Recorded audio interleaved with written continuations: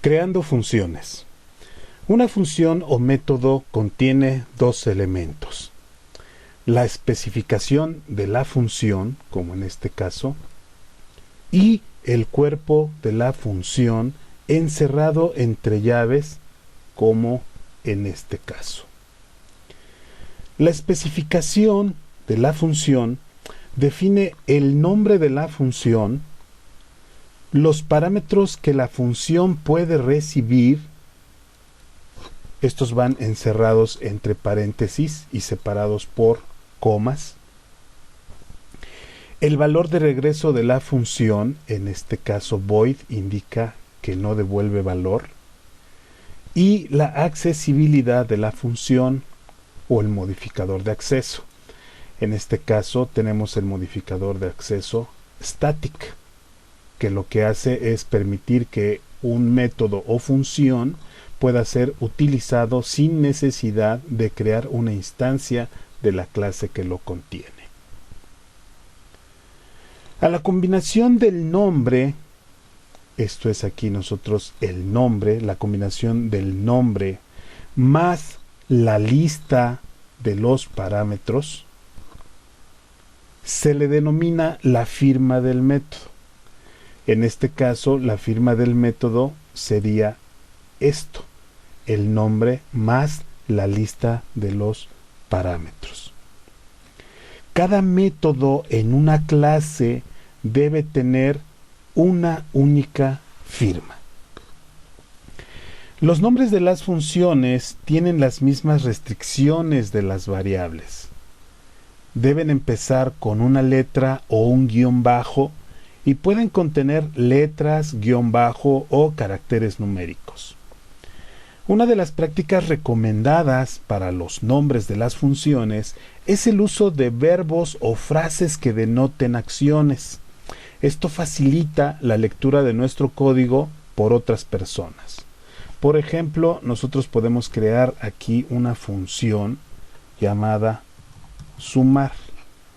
Al leer el nombre de la función nos da la idea automáticamente de que va a sumar algo. Otra práctica recomendada es utilizar la notación Pascal Casing y no utilizar guión bajo como inicio del nombre.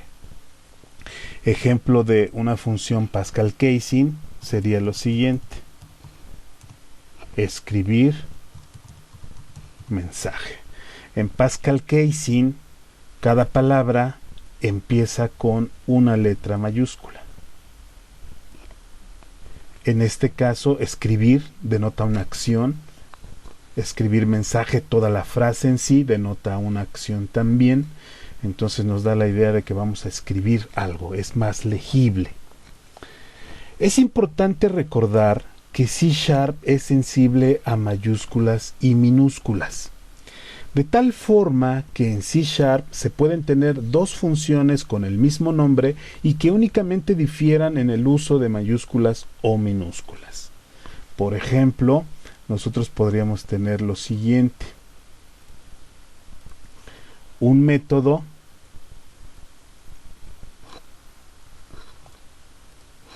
que tenga el mismo nombre, por ejemplo aquí, pero que difiera, por ejemplo, simplemente en que una letra, por ejemplo aquí, esta tiene mayúsculas y esta es minúsculas, por ejemplo. Eso se puede hacer. Si nosotros ejecutamos, compilamos nuestro código, nos damos cuenta que se está ejecutando este método main. Compiló, no hubo ningún problema. Aunque no haya problema y aunque sea posible hacerlo, no es una práctica recomendada. Esto es, no hay que diferenciar variables o nombres de métodos y funciones con el simplemente hecho de reemplazar mayúsculas o minúsculas. Los parámetros de una función son variables locales que se crean cuando se ejecuta dicha función. Por ejemplo, aquí tenemos este parámetro. Sus valores son especificados cuando la función es invocada. Los parámetros son opcionales. Pero en caso de existir parámetros, estos se especifican dentro de paréntesis enseguida del nombre de la función. En este caso, nosotros podemos tener nuestra función sumar, por ejemplo, que acepte determinados parámetros, o bien, si no aceptara parámetros, tendríamos que especificar simplemente los paréntesis vacíos. En nuestro caso, la función escribir mensaje igualmente podría tener un parámetro, como por ejemplo el siguiente,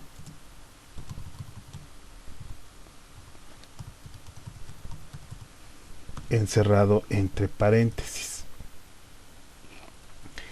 Por cada parámetro nosotros especificamos el tipo y el nombre. Se recomienda que los nombres de los parámetros sean especificados en notación camel casing. Esto es, la primera palabra en minúsculas y las demás palabras que empiecen con mayúscula. Para cada parámetro, entonces, nosotros especificamos el tipo y el nombre y se recomienda la notación camel casing. Cada parámetro es separado por una coma, como en el siguiente ejemplo. Vamos a poner aquí nosotros nuestra función sumar. Queremos que sume dos números, entonces esperamos aquí el primer número y después el segundo número. Nuevamente entonces todas las funciones, ¿verdad?, deben indicar sus parámetros en parejas tipo, nombre y separada por comas. Todas las funciones también en C# deben especificar el tipo de datos que devuelven. Este tipo debe especificarse antes del nombre de la función, como en el siguiente ejemplo. Nuestra función va a devolver un valor entero. Una función que no devuelve valor debe especificar la palabra void, como en el caso de esta función. Escribe mensaje, no queremos que devuelva valor alguno, entonces utilizamos la palabra void. Para completar la estructura básica de una función es necesario especificar el cuerpo de la función, que contendrá las instrucciones a ejecutar encerradas entre llaves, como en nuestro siguiente ejemplo. Y aquí, en este caso,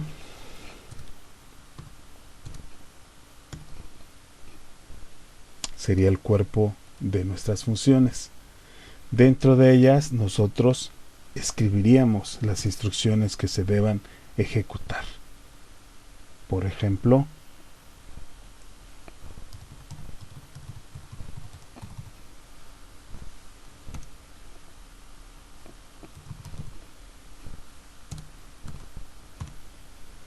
y en el caso de sumar podemos hacer nosotros lo siguiente: una variable c, por ejemplo, que sea igual a la suma del primer número más el segundo número.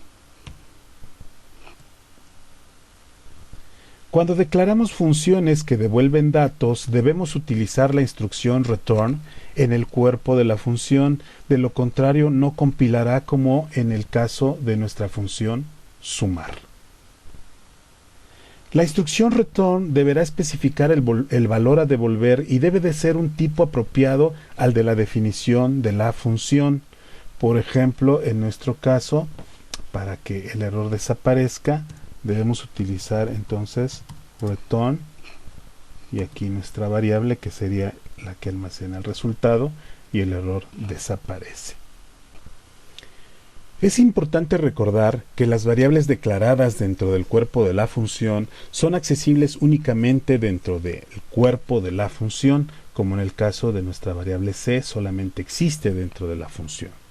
También es importante mencionar que las instrucciones que estén después de la instrucción return no serán ejecutadas. Esto es, si tuviéramos instrucciones bajo la sentencia return, estas instrucciones no van a ser ejecutadas. Una buena práctica es que la instrucción return, cuando sea requerida, sea la última instrucción del cuerpo de la función. De igual manera, aunque es posible tener varias instrucciones return dentro de nuestra función, es una buena práctica tener solamente una. Esto hace más fácil la depuración y legibilidad de nuestro código. En el caso de las funciones que no devuelven valor, no requieren el uso de la instrucción return, como en el caso de nuestra función escribe mensaje.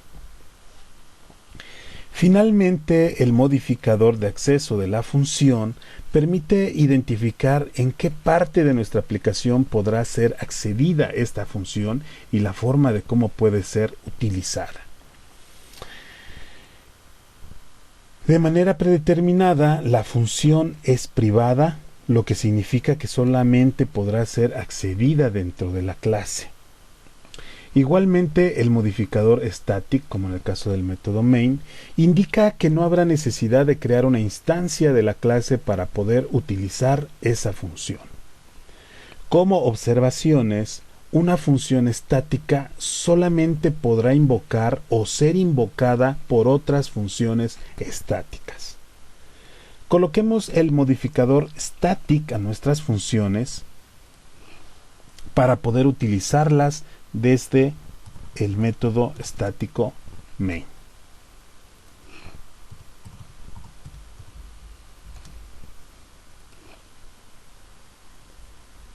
En esta demostración explicamos la forma de crear funciones. Describimos igualmente los componentes de una función y el concepto de firma del método. Recordamos también que en términos de programación orientada a objetos, la función recibe el nombre de método.